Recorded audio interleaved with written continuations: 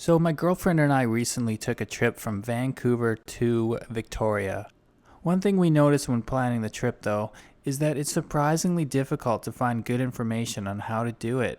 We did find one good option though, and that's one I want to share with you guys today. What we did was we found something called the BC Ferries Connector, and essentially you're buying a ticket for both bus rides and your ferry trip. So from downtown Vancouver to downtown Victoria, you're completely covered. First off, you need to get to the Pacific Central bus station in Vancouver. This is the main bus station. You can take the Expo subway line, get off at Main Street Science World, and then it's right across the street. Beautiful old building, you really can't miss it. Once you're there, if you have your reservation booked, which I recommend, you don't need to speak to anyone. You can go right through the back door where you're going to see the buses waiting. In my case, there really weren't that many buses, so it was very easy to see BC Ferries Connector over at number 9. Show them your reservation, give them your name, and get on that bus. From there, it's about a 40-minute trip to the Tsawwassen ferry terminal. And I wasn't quite sure what was going to happen here, but this stage of the journey could not have been simpler.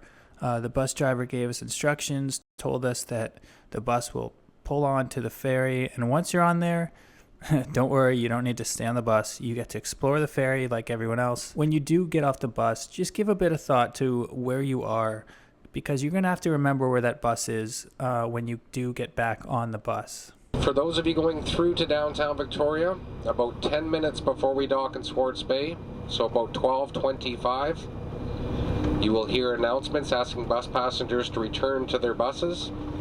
You'll head back down to deck number 2. Your bus number is C362. You will see that number above the door. You have about 90 minutes to do whatever you want. And on that ferry, you've got snack options, you have a lounge, you have video games, and of course you have the beautiful nature outside to enjoy.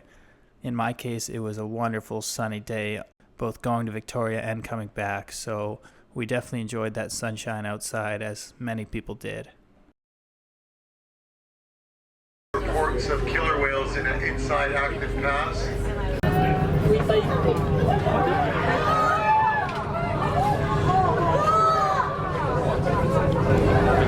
whale jumping like 30 meters away from the ferry, and the whole boat, everyone just raced to the window to see it. Like, that was awesome. And then the bus is going to drive you off, and of course drive you all the way to downtown Victoria.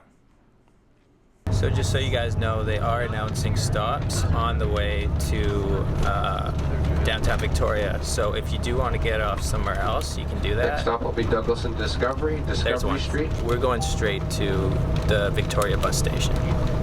You're going to end up in a place called Capital City Station.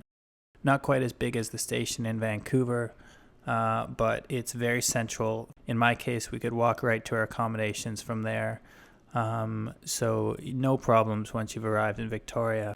And altogether, this was a smooth and easy way to do the trip. I'd highly recommend it if you are looking for something that's affordable, something that's easy, and something that's relatively quick. I mean, it's not as quick as flying, but you know what? You get a beautiful ferry ride and you get everything taken care of. So once again, the BC Ferries Connector is what I would recommend. I'll throw a link down there in the description for anyone who wants more information. And if you are interested in seeing more from Victoria, be sure to check out my other videos. I'm going to have some Victoria vlogs up there.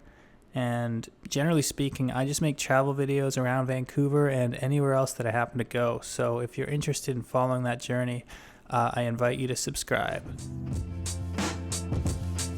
As always, guys, I'm Dan from The New Travel, and thank you for watching. Catch you next time.